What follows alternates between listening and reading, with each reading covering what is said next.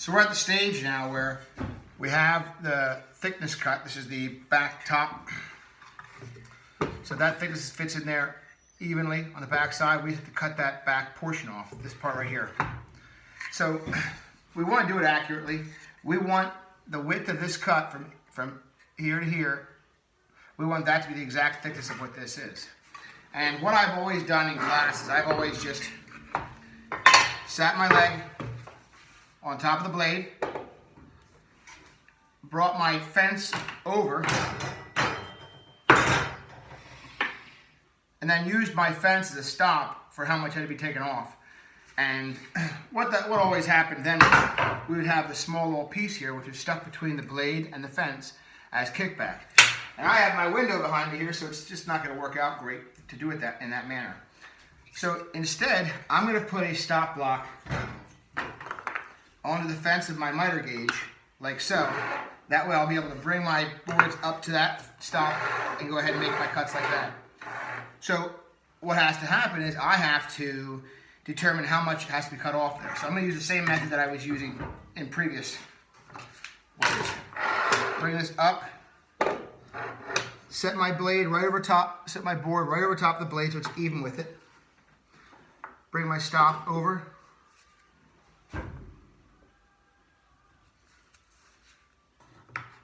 And make that cut.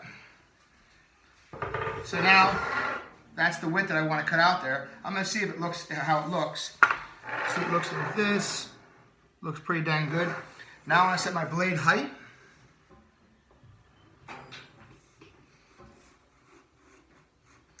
All right. I'm going to get my glasses and we're going to make that cut and turn the vacuum on.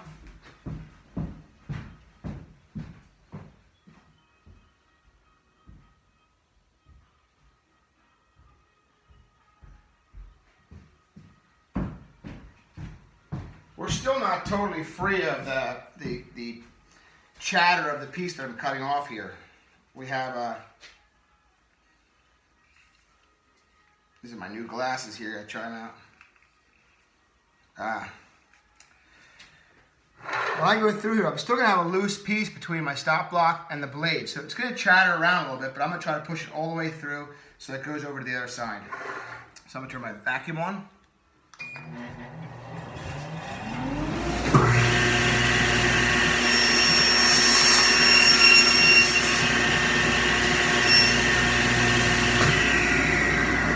There's the cut that I made there. And this was the front top. So that seems pretty good to me. What I'm looking for is, when I set that through there, I want to just be able to feel that rail on the outside so I can sand that flush. So now I flip that around.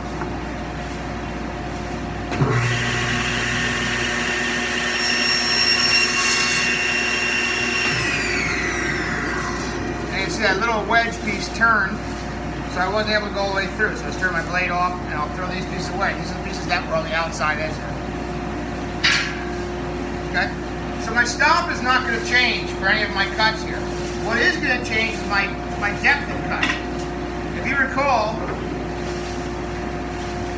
when this one is on, this one we did differently. With a single blade and we cut that little area out for the rail. These all are the same. So once I make my next height change, I won't have to change it again.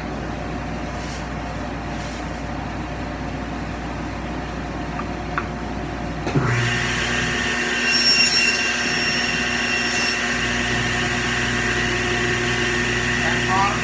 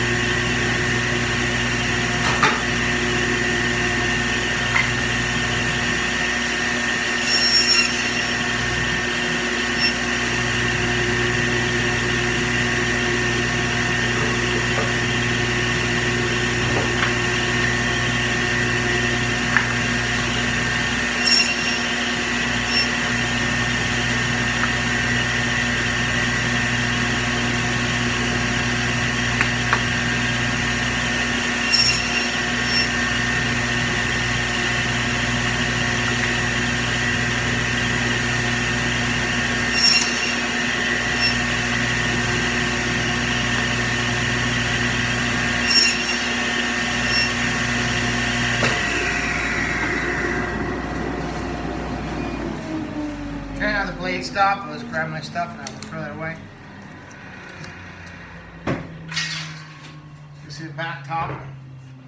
Our back tops sit higher than what it is. You can see, if you remember, when we cut the widths of our rails, we kept about 1/8 of an inch, 1/16 of an inch, and 1/8 of an inch, probably more like 3/32 to be honest with you. But we kept that over the top there, and we're going to cut that off at an angle, okay? So I have all rails done with their rabbets, cut on the ends of them. I noticed when I'm doing this that I must have been when I was doing the videos, I neglected to put my counter bores on this one here. So I'm going to go back over to the drill press and do that. Remember, when I do that, I want to make sure that I don't lift the board up when I push down on it with the bit. So I have all these done now. They all have to be sanded. So I have to make sure that the areas where they're going into are sanded and they're sanded. So that's something that we'll talk about next.